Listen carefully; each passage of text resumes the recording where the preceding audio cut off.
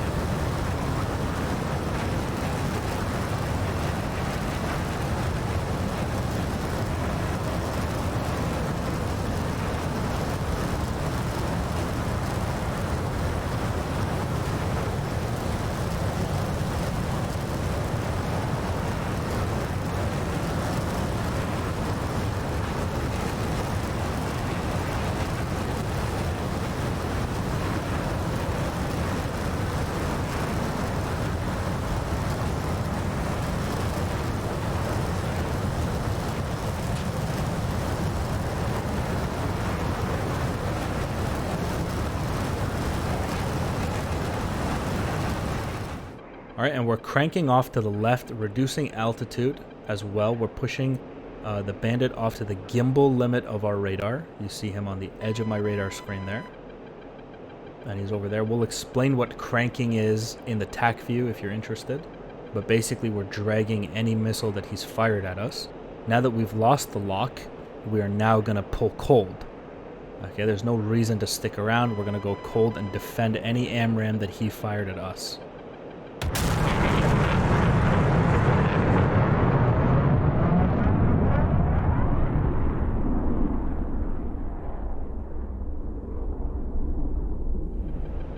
Okay, we're off cold here for a few seconds. You don't want to be defensive for too long.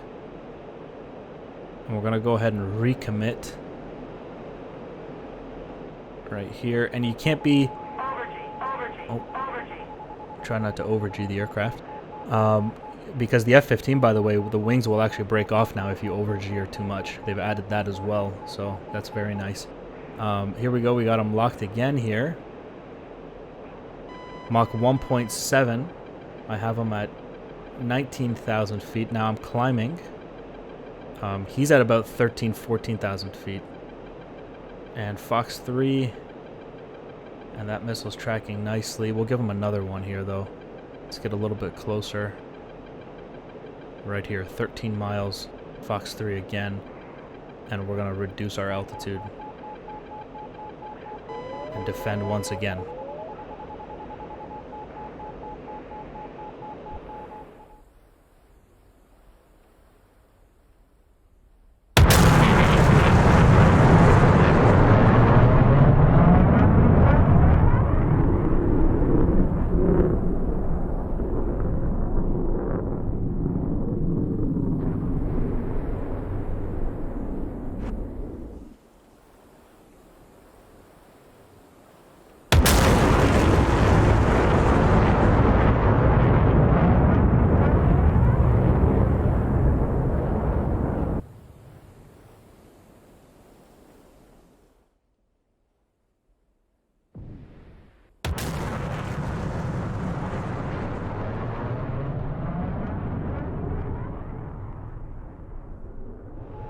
And the F-15 Eagle is an absolute monster of BVR, so LONGSHOT has his hands full with this one. That AMRAAM that I fired at him was super dangerous, and I suspect it's going to hit him.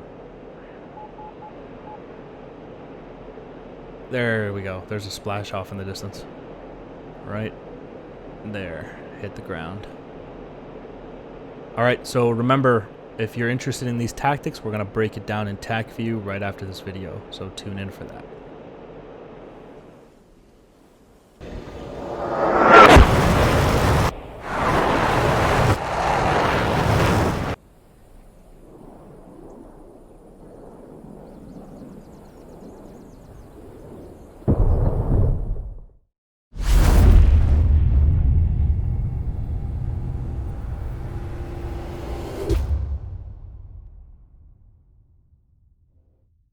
Alright guys, quick little TAC view review here of the tactics that we discussed in the video. I said we would talk about it. You can see here dropping of the fuel tanks, and we know that LONGSHOT does the same thing. Think of the, if you are forgetting to drop your fuel tanks, pretend that it's like taking your shirt off during, like before you fight somebody. Okay, it's something that you do, you know, you whip that shirt off and then you go in for the fight. The tanks are the same way. It's extremely important that you drop your tanks before you get into a fight. Okay, they're going to weigh you down. Basically, the concept here is you can see we are starting at an altitude of 25,000 feet, Mach 1.13, indicated of 444 knots. And what we're going to do is start climbing. First, we want to hit the Mach speeds. I like to hit about Mach 1, Mach 2 before I start climbing. And you know, when we climb, you don't want to go for an aggressive climb of like, you know, 25 degrees or something. Like you don't want, yeah, like that, you know, because this actually will drop your speed 25 degrees. Once you get up to the altitude that you want to be at, let's say 45,000 feet, you'll be below Mach 1, you know, and that's not good. What you want to do is a nice gradual climb, no more than 10 degrees. And ideally 5 if your bandit is pretty far away. right? This is what you're looking for, a 5-degree climb.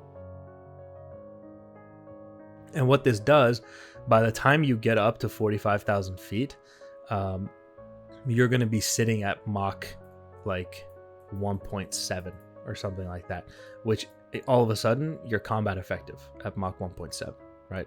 Any missile you fire will be a dangerous missile.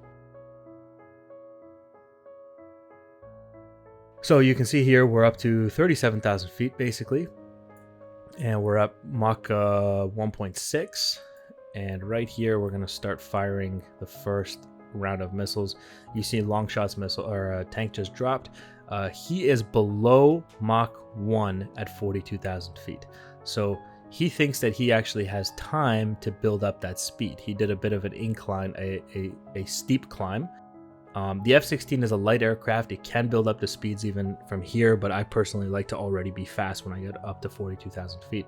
Because what's happening here is he's below Mach 1, and I am already firing my first AMRAAM at 57 miles, Mach 1.8 altitude, 43,000 feet. Like, this is an insane AMRAAM launch right here. Like, that is one dangerous missile, this AMRAAM. Okay.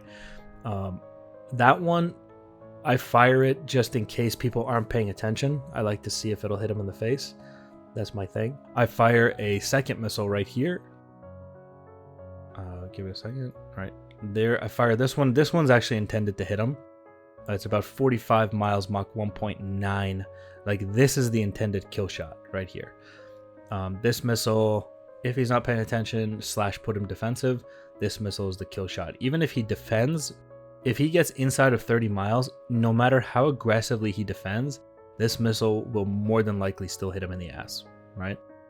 And this third missile here, I don't usually fire 3 missiles in barrages like this, but this one, just because I hit Mach 2, you know, one of the few aircraft that can do this in a BVR fight, the F-15, is just such an animal. Mach 2, I fired this one. That's at 32 miles. Like, that is, luckily for him, he's already defending when I fire this one.